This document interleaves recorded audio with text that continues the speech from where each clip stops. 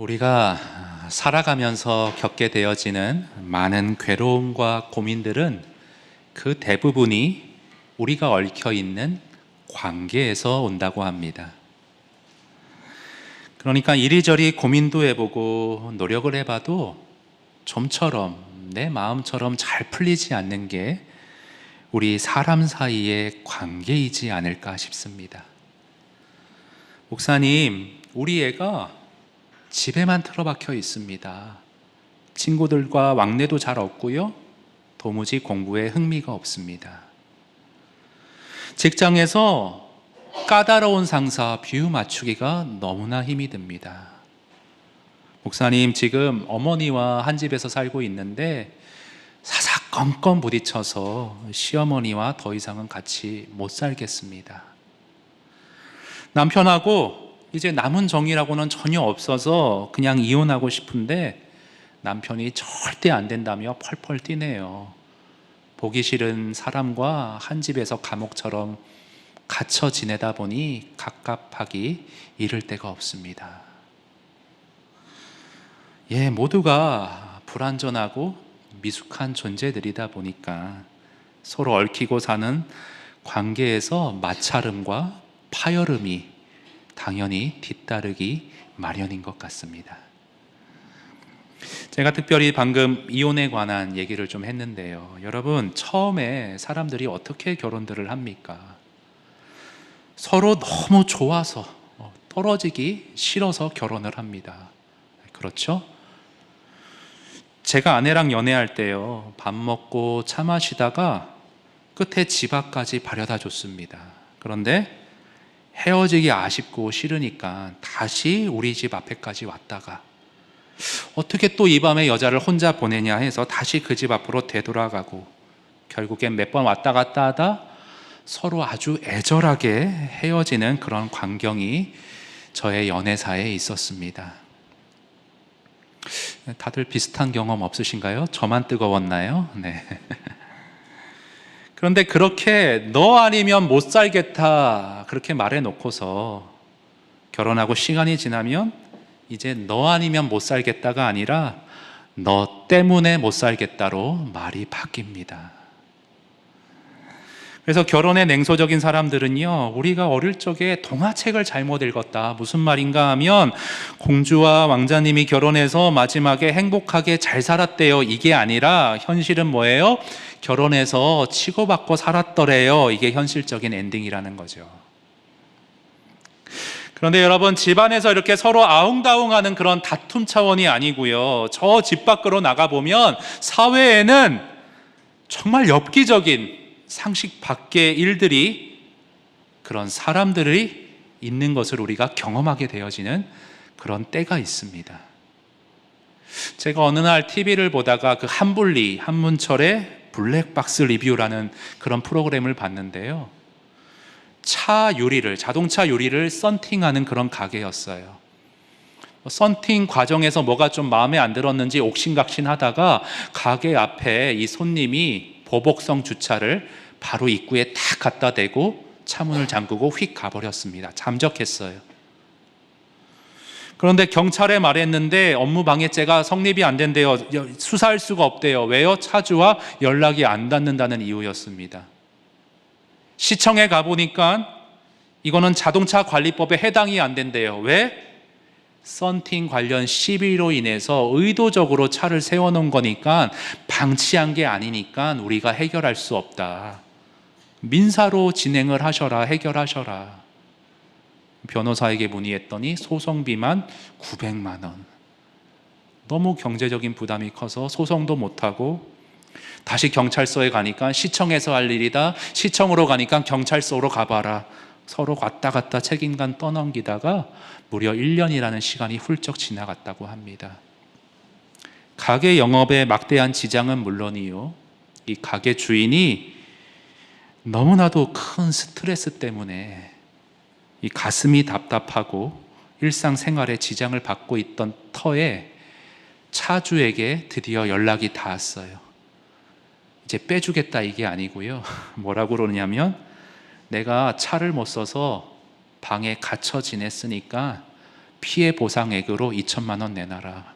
2천만 원 받으면 빼줄게. 기가 막힌다는 거죠. 같이 이 일을 지켜본 그 TV 프로그램 진행자들이 와, 정말 잘못 걸렸다. 어떻게 저런 일이 있는가 같이 분통을 다 같이 터뜨렸습니다.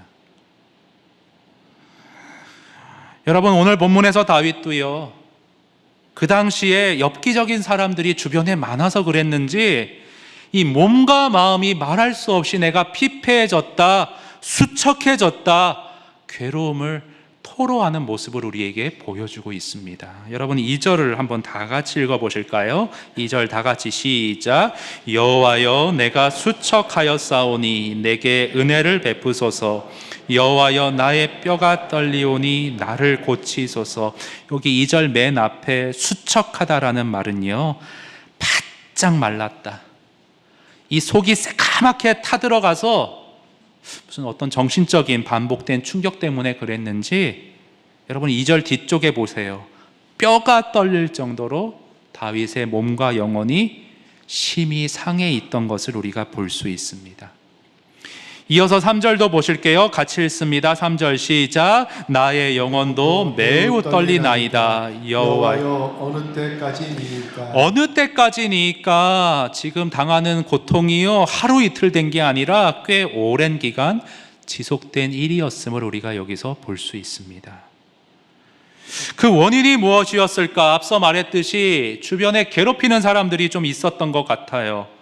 본문을 보시면 7절 중간쯤에 내 모든 대적으로 말미암아 내 눈과 내 인생이 어두워졌다 말을 하고 있고요. 8절에도 보세요. 악을 행하는 너희들이 주변에 있었고, 마지막 10절에도 내 모든 원수들이, 그러니까 주변의 원수들과 대적들, 뼈와 영혼을 심히 떨릴 정도로 상하게 하는 그러한 어려운 사람들이 주변에 있었던 것 같습니다. 여러분, 다윗은요, 여러분 잘 아실 거예요. 아주 강한 사람이었습니다. 어릴 적부터 일이나 사자 등의 맹수가 오면 양을 지키기 위해 사투를 벌였던 사람이에요. 전쟁에 잔뼈가 굵은 강건한 사람이죠. 그런데 그런 사람도 일상에서 마주치는 관계 속에서 오랜 기간 관계에서 지치고 차이고 찢기고 상하다 보니 그 스트레스 상황을 견뎌내기가 쉽지 않았던 걸 볼 수가 있습니다. 그래서 일부 학자들은 이때 상황이 아마도 아들 압살롬이 왕권을 찬탈하기 위해 아버지를 치고 들어오는 그 기가 막힌 내면의 충격을 안겨준 그때의 상황이 아니었을까 추정을 합니다. 정확한 건 모르겠지만 어찌되었건 정신적으로, 그래서 몸까지 상하게 된 견디기 힘든 극심한 스트레스 상황이었던 것은 분명한 것 같습니다. 그러나 중요한 것은요, 우리 믿음의 사람들은 세상에서 똑같이 관계 속에서 스트레스 받고 몸이 상하고 심령이 눌릴 수 있는 것은 사실이지만, 우리의 보배로운 믿음은 그것을 뛰어넘을 수 있도록 만드는 힘이 있다는 사실입니다. 어떤 목사님이 그런 예화를 드셨어요. 가스레인지 위에 냄비에 한 곳에는 당근이 담겨 있고 다른 한 곳에는 커피가 담겨져 있었는데, 각각 물을 넣고 끓이면 어느 정도 시간이 지나 당근은 말랑말랑 흐물흐물해집니다. 근데 커피는 어떨까요? 진한 향기를 풍겨냅니다. 끓을수록 향기가 진해집니다.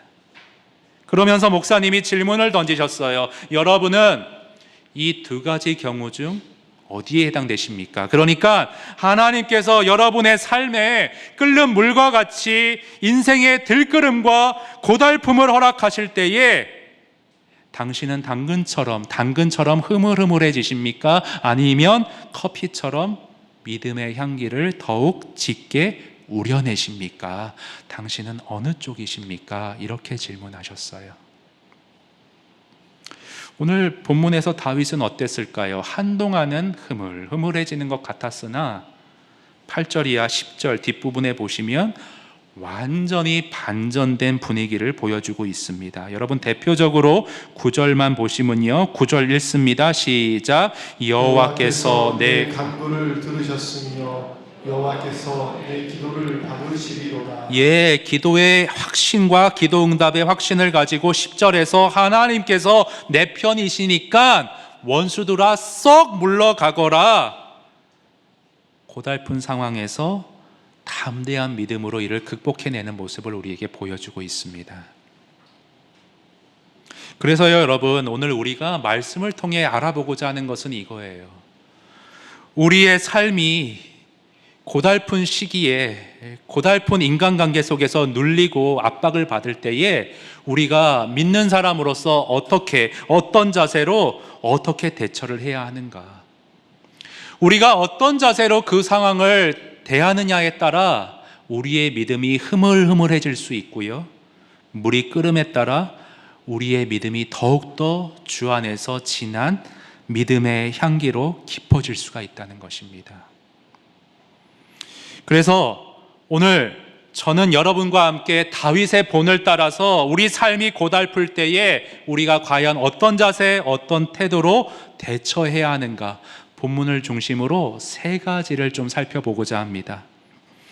우리의 삶이 눈물 날 정도로 힘겹고 고달플 때에 우리는 어떤 자세로 이것을 대처해야 합니까? 첫째로는요, 하나님 앞에서 낮고 겸손한 마음으로 나 자신을 먼저 되돌아봐야 한다는 것입니다. 하나님 앞에서 낮고 겸손한 마음으로 나부터 돌아봐야 해요.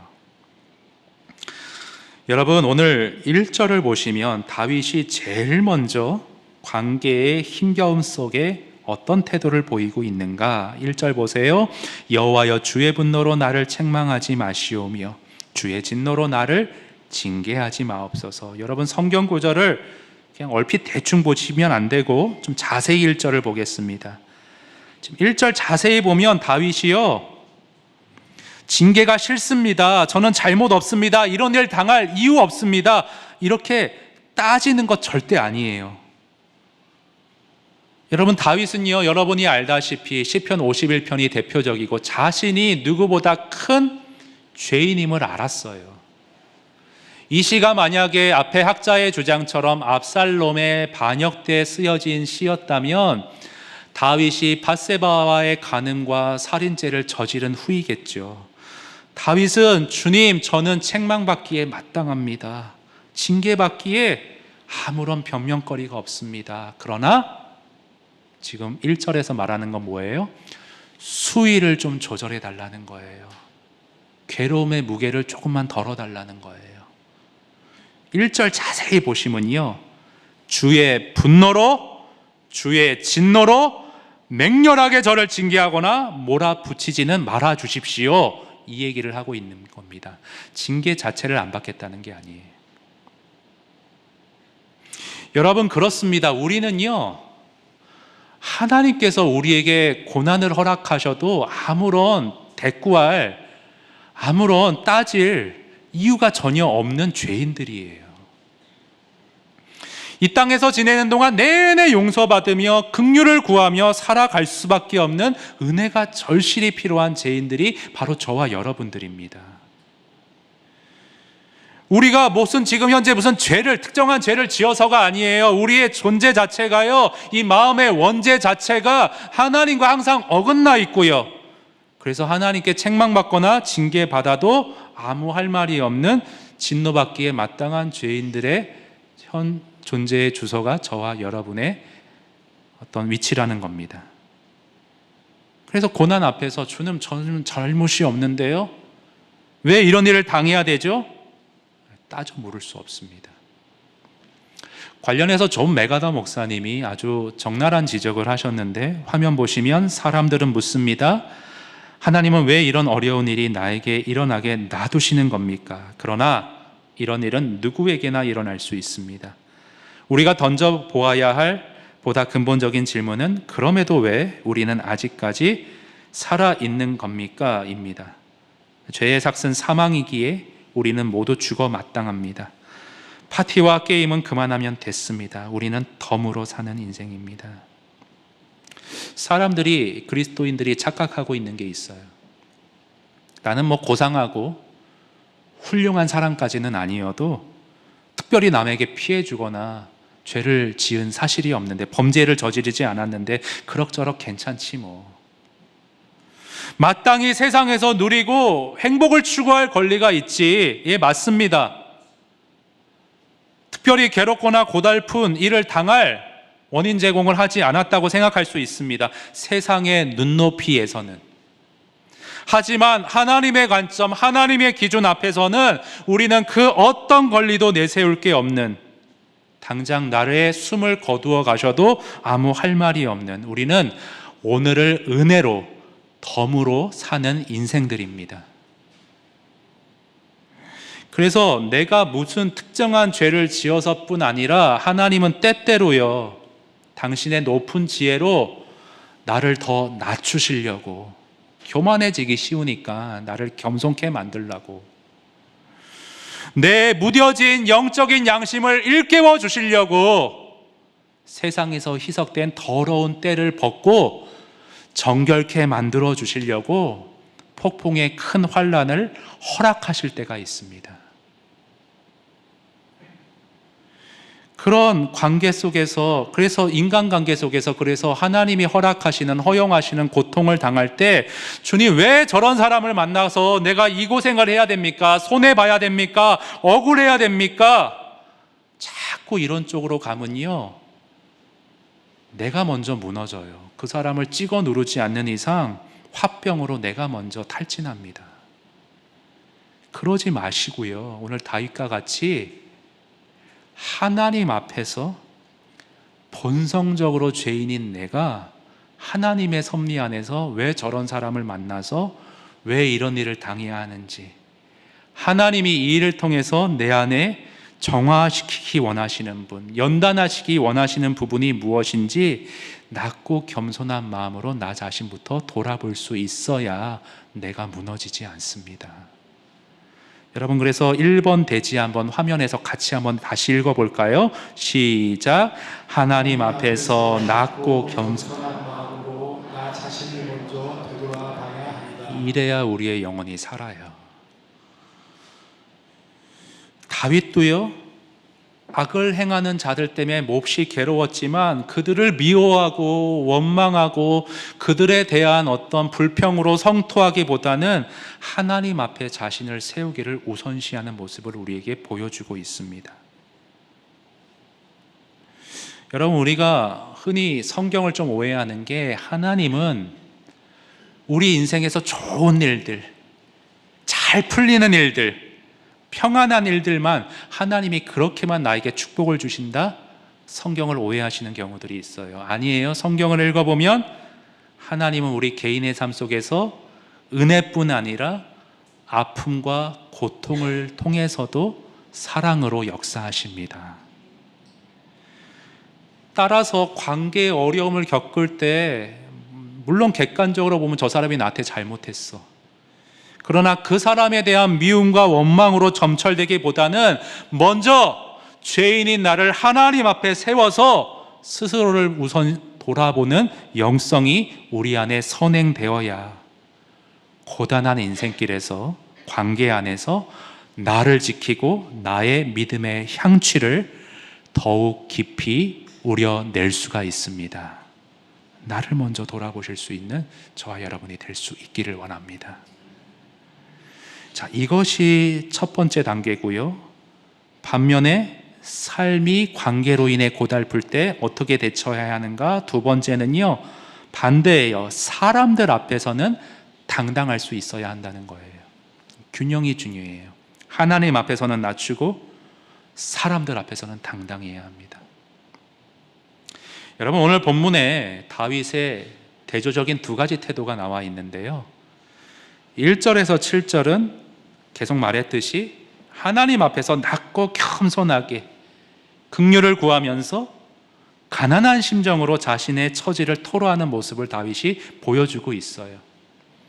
반면에 8절 이하 10절은 분위기가 완전히 달라집니다. 우리 8절, 9절, 10절 같이 읽어봅니다. 시작. 악을 행하는 너희는 다 나를 떠나라. 여호와께서 내 울음소리를 들으셨도다. 여호와께서 내 간구를 들으셨으며 여호와께서 내 기도를 받으시리로다. 내 모든 원수 원수들이 부끄러움을 당하고 심히 떨며 갑자기 부끄러워 물러가리로다. 아멘. 다윗의 어조가요, 지금 굉장히 당당해 보이지 않습니까? 굉장히 담대하게 지금 선언하고 있어요. 그래서 로이드 존스 목사님이 그 산상순, 심령이 가난한 자는 복이 있나니 이 구절을 풀이하면서 정말 와닿는 그런 비유를 하나 드셨는데, 하나님 앞에서 우리는 늘 가난한 심령으로, 낮은 마음으로 은혜와 긍휼을 구하며 살아가야 한다. 하지만 사람들 앞에서는 당당해야 한다. 그래서 예를 드시는 게요, 회사에 면접 보러 가서 저는 죄인입니다, 화물이 많습니다, 뽑아줄까요? 안 뽑아주죠. 여러분, 관계 안에서 정말 상식 밖의 사람들이 있죠. 하나님 앞에서 나를 먼저 돌아봐야 되지만 자꾸 사람들에게까지, 정말 그 악마의 편집이라고 내가 했던 말의 앞뒤를 잘라서 이렇게 쫙 이렇게 버무리면, 딱 내놓으면 완전 내가 나쁜 사람 되는 경우 있잖아요. 그런 식으로 언론 플레이하고 나를 공격해 오는데, 그걸 그대로 받아서 나는 부족해, 나는 잘못돼서, 그렇게 자꾸 스스로를 옥죄잖아요. 그러면요, 그렇게 자꾸 자신을 누르고 들어가면 공황장애나 정신적인 내면의 병으로 내 믿음이 와해되는 지경에 이를 수 있습니다. 그러면 정말 위험해져요. 자동차 부품 같은 거는요, 자동차 고칠 때는 이거 갈면 됩니다, 이렇게 부품 교체하면 됩니다, 간단해요. 근데 사람의 마음은, 내면은 쉽게 고치지 못합니다. 공황장애의 원인이 무엇인지, 이 일 때문인지, 아니면 내 성향과 기질 때문인지, 과거의 트라우마 때문인지 원인 분석도 쉽지 않고요, 종합적이고요, 단번에 낫지 않습니다. 마음과 몸과 영혼이 다 연결되어 있어요. 그래서 하나님 앞에서는 영적으로 나를 세밀히 돌아보지만, 나를 부당하게 옥죄고 괴롭히는 사람들 앞에서는 어깨를 펴고 담당해야 돼요. 물러가라 선언할 수 있어야 됩니다. 이 균형이 우리에게 필요해요. 자, 이제 마지막 세 번째로 왔는데요, 우리 삶이 관계로 인해 힘겹고 고달플 때 어떤 자세로 이를 극복해야 하는가. 마지막 세 번째는요, 우리 같이 한번 읽어보겠습니다. 시작. 신실하신 사랑의 하나님께 나아가 괴로움, 마음을 토로할 수 있어야 한다. 이게 사실 가장 중요합니다. 신실하신 사랑의 하나님의 품으로 달려나가 내 괴로운 사정과 심정을 토로에 쏟아낼 수 있어야 해요. 여러분, 갓난아기를 한번 떠올려 보세요. 아이가 배가 고프거나 무언가 불편할 때 우왕 하고 울음을 터뜨려서 엄마에게 알리지 않습니까? 그럼 엄마가 조치를 해주죠. 근데 애들이 언제까지 우냐면 해결받을 때까지 울어요. 그런데 우리는 성장하면서, 특히 남자들은 그래요. 태어나서 3번 운다 이래가지고 이 우는 거를 굉장히 부끄럽고 패배하는 것 같고 뭔가 지는 듯한 그런 정서와 분위기, 문화가 있습니다. 그래서 울 수가 없어요. 그런데요, 굉장히 위험하다고 합니다. 삶이 참 시름과 고난과 어려움이 시시각각 다가오는데, 그거를 내면에 꾹꾹 쌓아두고 어린아이처럼 우왕 울어서 밖으로 어떤 해결받을 출구를 얻어내지 못하면요, 마음의 병이 되고 뼈와 영혼이 떨리는 지경에까지 이를 수 있게 된다고 합니다. 그래서 제가 그런 관점에서 이렇게 책을 한번 찾아봤는데, 그런 문구가 있더라고요. 마음속 괴로움을 숨기고 소갈이하는 당신을 위한 책. 그래서 이렇게 집어봤는데 부제가 이렇게 되어 있습니다. 울고 싶어도 울지 못하는 남자들을 위한 감정사용법 이렇게 되어 있었는데요. 여자들도 해당이 되겠죠. 한번 한 대목, 책의 한 대목 화면 보십니다. 당신이 신뢰하고 가깝게 느끼는 사람이 있는가? 친구에게 고민을 털어놓기 시작하면 의외로 많은 사람들이 선뜻 얘기하길 두려워한다는 사실을 발견하고 놀랄지 모른다. 어색한 거죠. 아직 다른 사람과 얘기할 준비가 되지 못했다면 먼저 당신 자신에게 이야기해보는 것도 도움이 된다. 걱정거리나 불안 같은 머릿속 생각과 감정을 글로 적어 내려가다 보면 놀라울 정도로 속이 후련해진다. 글을 쓰는 동안 머릿속에 있던 것들을 종이 위로 덜어내면서 마음이 가벼워질 수 있다. 근데요, 실제 해보려니까 글 쓰는 것도 좀 어색하더라고요. 그래서 주변에 내 마음을 터놓고 더군다나 울 수 있는 사람이 주변에 있는가? 사실 많지 않습니다. 나이를 먹어가면서 사회생활하면 아는 사람들이 많아지죠. 관계망이 넓혀지죠. 핸드폰에 연락처가 점점점 많이 쌓여갑니다. 그런데 이상하게 관계를 맺으면 맺을수록 내 안의 외로움은 커져만 갑니다. 왜요? 누군가 항상 곁에 있는 것 같지만 핸드폰에 여러 번호가 저장되어 있지만 내가 힘들 때 막상 내 마음을 터놓고 주저없이 찾아가서 쏟아낼 얘기할 대상이 많지 않기 때문입니다. 그런데 다윗에게는요, 정말 상황은 좋지 않았지만 쏟아낼 상담자가 있었어요. 누구보다도 신실한 상담자요, 누구보다 다윗을 사랑하시는 하나님이 계심을 그는 알고 있었습니다. 그래서 다윗은 주저없이 주님 품으로 달려나가서 오늘 보니까 울면서 눈물로 통곡하면서 자신의 마음을 쏟아놓으며 토해놓으며 토로하는 모습을 우리에게 보여주고 있습니다. 여러분 6절에서 8절요 한번 다 같이 읽겠는데요. 6절부터 시작. 내가 탄식함으로 피곤하여 밤마다 눈물로 내 침상을 띄우며 내 요를 적시나이다.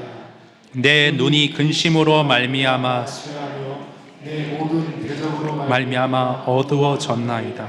악을 행하는 너희는 다 나를 떠나라. 여호와께서 내 울음소리를 들으셨도다. 여러분 우는 사람은 건강하대요. 부끄러운 거 아닙니다. 그러나 사람 앞에서 울기 참 쉽지 않죠. 제가 우리 집사님께 전화해가지고 너무 힘들어요 이러면 좀 이상하잖아요. 하나님 앞에서는 그럴 수 있어야 돼요. 그러니까 하나님 앞에서 사람 앞에서 이걸 잘 구분하셔서 우리가 행동을 할 수 있어야 해요. 여러분 기도라는 거는요 꼭 유창한 언어로 그렇게 정제된 언어로 꼭 기도 드릴 필요 없습니다. 그냥 내 감정, 내 마음, 내 지금 상황을 진짜 친한 친구에게 얘기하듯이 쏟아내듯이 하나님께 토로하면 됩니다. 그렇게 얘기하다 감정이 올라오면 잠시 흐느껴 울 수도 있고요. 그게 기도예요. 여러분 다윗은 오늘 그렇게 기도했고요. J.C. 라일이라는 신학자는 하나님이 이런 기도를 받으신다라고 우리에게 알려주고 있는데 화면 잠깐 보실게요. 기도가 어눌하다고 걱정하지 마십시오. 예수님은 여러분을 잘 아십니다. 엄마가 아기의 옹알이를 알아듣는 것처럼 복되신 우리 주님은 죄인을 잘 아십니다. 한숨마저 알아채시고 신음소리가 무엇을 의미하는지도 모두 아십니다. 여러분 이런 식의 기도를 오늘 다윗뿐 아니라 사실 예수님도 인간의 몸을 입고 이 땅에 있으셨을 때 이런 기도를 하셨다고 성경이 말씀하고 있어요. 우리 히브리서 5장 보시면요 화면에 그는 육체에 계실 때에 자기를 죽음에서 능히 구원하실 이에게 자 심한 통곡과 눈물로 간구와 소원을 올렸고요.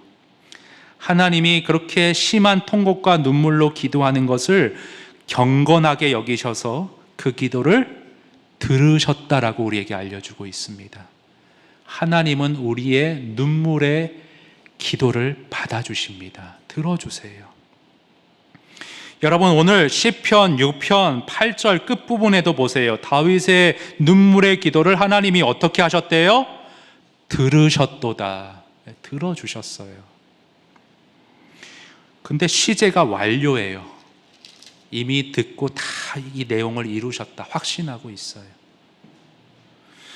여러분 거기 상황을 시편 6편의 상황을 가만 보시면 원수들이 어떻게 이렇게 다윗에게 사과했다는 등 이렇게 물러갔다는 등 구체적인 정황 나온 게 없거든요. 그러니까 상황이 변한 건 아니에요. 상황은 똑같은데 다윗이 이렇게 말하고 있어요. 하나님이 내 기도를 들어주셨다. 여호와께서 내 기도를 받으시리로다. 원수가 물러가리로다. 상황은 그대로인데 다윗은 확신하고 있었어요. 그래서 그 충만함 속에 고달픔을 극복했습니다. 어떻게 그게 가능했을까요? 울면서 기도하다 보니 성령께서 기도 가운데 하나님이 어떤 분이신지 새롭게 확신시켜 주신 은혜가 있었거든요. 성령께서 다윗의 쏟아내는 기도 가운데 허락하신 확신이 있으셨거든요. 저는 오늘 본문을 그렇게 해석하고 있습니다. 믿음의 선배 마르틴 루터는 우리에게 기도에 관해 이런 말을 남겨주었습니다. 깊이 두려워 본 적이 없으면서 깊이 기도를 추구한 사람은 아무도 없다. 깊은 기도 가운데 성령이 확신을 주시고 하나님이 어떤 분인지 새롭게 알게 하시는 은혜를 체험하는 깊이 있는 은혜. 깊이 두려워 본 적이 없으면, 깊이 기도해 보지 못하면 이런 기도를 맛보지 못한다는 거예요.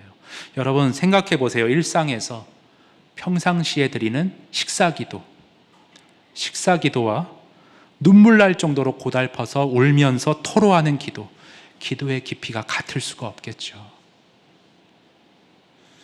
여러분 깊은 기도는요, 하나님에 대해서 머리가 아닌 이 가슴으로, 심령으로 주님을 붙잡고 신뢰하게 되는 은혜를 우리에게 허락해 주시는데, 유명한 시편 23편 여호와는 나의 목자시니 내게 부족함이 없으리로다. 어떻게 우리 인생에 부족함이 없겠어요? 핍절함이 많은 인생인데. 다윗은 왜 이렇게 고백했는가? 숱한 고난 가운데 눈물의 기도를 통해 알았던 거예요. 하나님이 누구신가? 내 삶에 관계에 어려움이 있고 어긋남이 있고 고달픔이 있지만 나는 부족함이 없다. 왜? 이 상황에서도 신실하신 하나님의 사랑이 나를 두르고 있다는 걸 내가 믿기 때문에. 여러분 오늘 본문 4절 보세요. 4절 보시면 여호와여 돌아와 나의 영혼을 건지시며 주의 사랑으로 나를 구원하소서. 이 주의 사랑으로, 영어 성경 ESV는 원문에 좀 더 가깝게 잘 번역했는데 주의 한결같은 사랑으로 라고 번역하고 있습니다. 기도 가운데 다윗은 확신하고 있었어요. 하나님의 한결같으신 사랑이, 끊임없는 사랑이 이 상황 가운데서도 나를 지키실 것이다.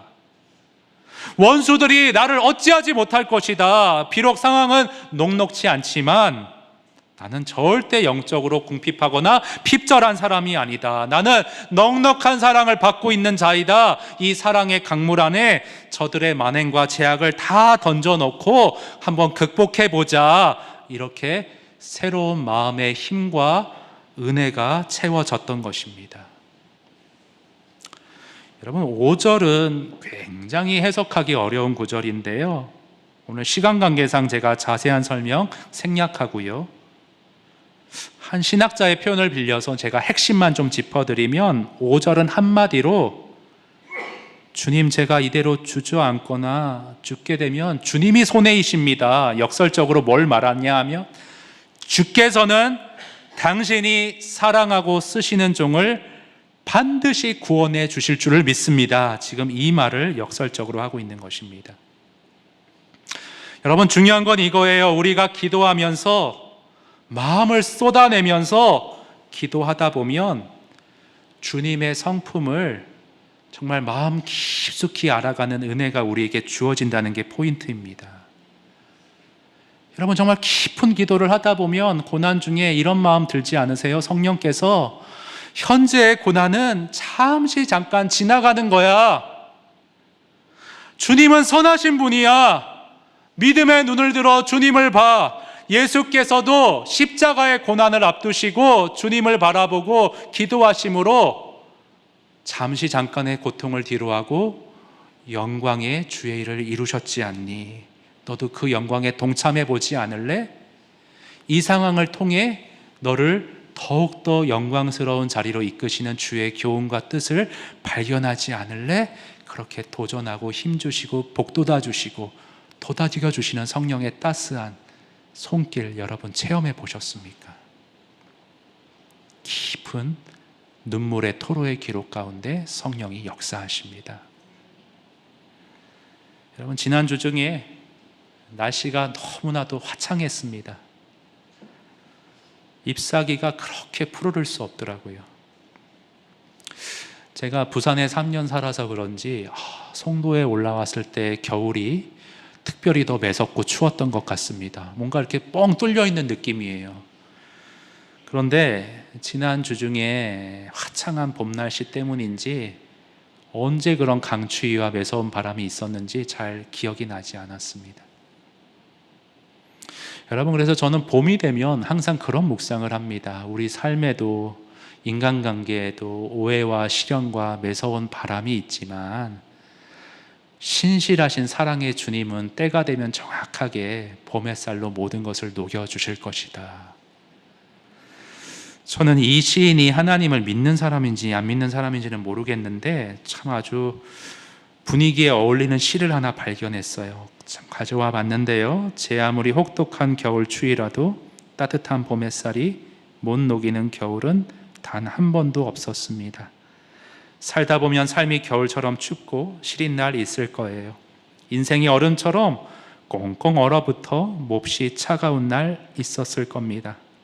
그래도 가슴 속에 희망이라는 따뜻한 햇살 한 줌 안고 살아가셔요. 언젠가는 언 땅이 녹을 테고 예쁜 씨앗이 돋아나게 될 거예요. 믿음이 있는 분인지 없는 분인지 모르겠으나 우리 예수 믿는 사람들은 이보다 더 큰 소망과 확신을 가지고 삶의 고달픔을 통과해야 되지 않겠습니까? 여러분 히브리서 기자는 우리에게 이렇게 도전하고 있습니다. 우리 마지막으로 히브리서 12장 화면에서 함께 읽습니다. 시작. 이러므로 우리에게 구름과 같이 둘러싼 허다한 증인들이 있으니 모든 무엇과 얽매이기 쉬운 죄를 벗어버리고 인내로써 우리 앞에 당한 경주를 하며 믿음의 주여 또 온전케 하시는 예수를 바라보자. 그는 그 앞에 있는 기쁨을 위하여 십자가를 참으사 부끄러움을 개의치 아니하시더니 하나님 보좌 우편에 앉으셨느니라. 앞선 허다한 증인들이 그랬습니다. 다윗이 그랬고 예수님이 그랬고 사도들이 그랬고 바울이 그랬습니다. 믿음의 주여 온전케 하시는 예수를 바라보면서 앞서가신 발자취를 바라보면서 현재의 삶의 고달픔을 이겨내므로 장차올 영광을 확신하고 소망함으로 그 고난의 터널을 통과했습니다. 여러분 저희 교회 자유공간 프리스페이스는요 참 너무나 좋은 게 앞에 컨벤시아 공터가 있어서 뻥 뚫려 있죠. 새벽 기도 마치면 목양실에서 이렇게 일출이 보여요. 너무너무 아름다워요. 근데 그런 말이 있습니다. 밤의 짙은 어두움은 밝아오는 일출을 더욱 찬란하게 만든다. 여러분 현재 관계 때문에 인생의 짙은 어두움을 통과하고 계신 그런 분이 계시다면 기억하십시오. 한결같으신 사랑의 하나님의 섭리가 더욱 찬란한 일출을 여러분 삶에 경험케 하실 것입니다. 관계로 인해 삶이 고달플 때, 눈물 날 정도로 힘겨울 때 하나님 앞에서 겸손하게 나 자신을 먼저 돌아보시고요. 사람들 앞에서는 당당하시고요. 무엇보다 눈물의 기도, 토로하는 기도로 주의 품에 달려나아가 다 쏟아내심으로 기도 가운데 성령으로 우리를 위로하시고 세임 주시고 주님을 가까이 하게 하시는 성령의 은혜를 모두가 체험하심으로 삶의 고달픔과 관계의 어려움들을 극복하는 저와 여러분 될 수 있기를 바랍니다. 비록 고단한 인생길이지만 고단한 인생길 힘겨운 오늘도 예수 내 마음 아시네 지나간 아픔도 마주할 세상도 예수 내 마음 아시네 고단한 인생길 힘겨운 오늘도 예수 내 마음 아시네 지나간 아픔도 마주할 세상도 예수 내 마음 아시네 믿음의 눈 들어 주를 보니 이 또한 지나가리라 주어진 내 삶의 시간 속에 주의 뜻 알게 하소서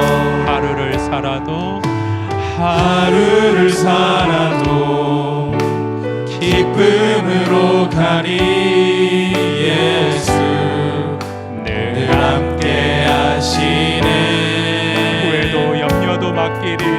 후회도 염려도 온전히 맡기리 예수 늘 함께 하시네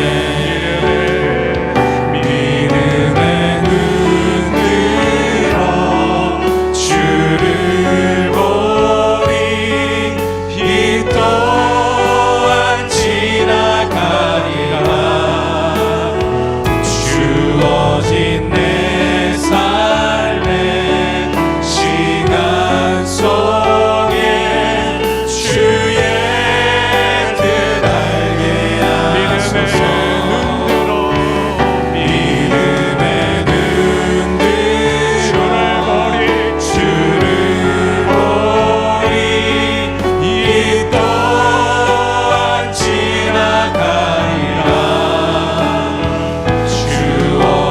내 삶의 시간 속에 주의 뜻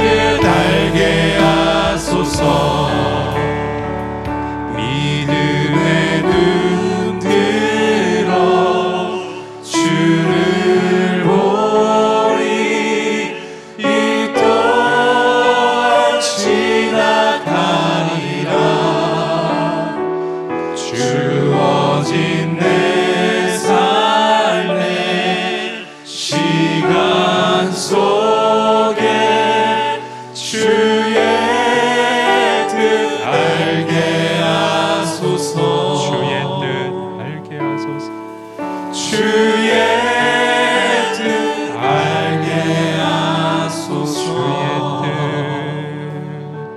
주의 뜻 알게 하소서. 여러분 이 시간 기도하실 때에 우리의 남모르는 슬픔, 괴로움, 마음의 시름들 여러분 쏟아낼 사람들이 주변에 있으십니까? 없으셔도 너무 외롭게 생각하지 마십시오. 신실하신 사랑의 주님이 두 팔 벌리고 여러분이 달려나오기를 기다리고 계십니다. 따스한 성령님께 그 품에 안기어서 내 마음 다 이 시간 토로하시기 바랍니다. 주님, 제 상황이 지금 이렇습니다. 제가 너무 힘듭니다. 주님, 제가 남모르는 이러한 괴로움이 있습니다. 주님 앞에 눈물로 기도하고 토로하오니 들어주시고 내 안에 성령으로 위로하시고 말씀을 생각나게 하시며 이 상황 극복할 수 있는 믿음 허락하여 주시옵소서. 우리 주님 앞에 마음 쏟으며 이 시간 달려나가 기도하겠습니다. 기도드립니다. 아버지 하나님, 주님 주시옵소서.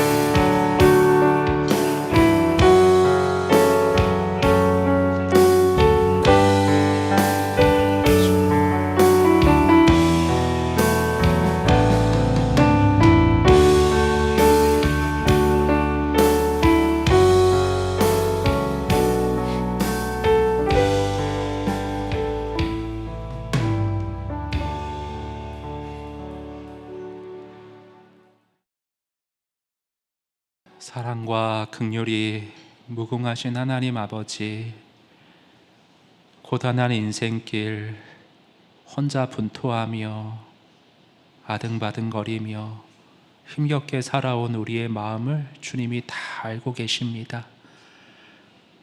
저도 부족하고 저 사람도 제약된 세상에 살다 보니 서로 뜯기고 찢기고 상하며 하나님 상처 입고 살아온 인생들입니다. 오늘 앞서간 허다한 증인들 다윗과 예수님의 본을 따라 이제는 혼자 소갈이하며 사는 것이 아니라 주님께 토로하고 눈물로 쏟아내며 주님과 더 깊은 사랑의 믿음의 관계로 들어가고자 방향을 말씀으로 설정해 주시니 감사합니다. 나를 더 깊은 기도의 자리로 부르시는 주의 부름 앞에 믿음으로 응답하는 우리 성도들 되게 하시고 기도 가운데 더 깊은 믿음의 향기를 우려내는 축복의 사람들, 은혜의 사람들, 말씀과 성령의 사람들 다 될 수 있도록 인도하여 주시옵소서.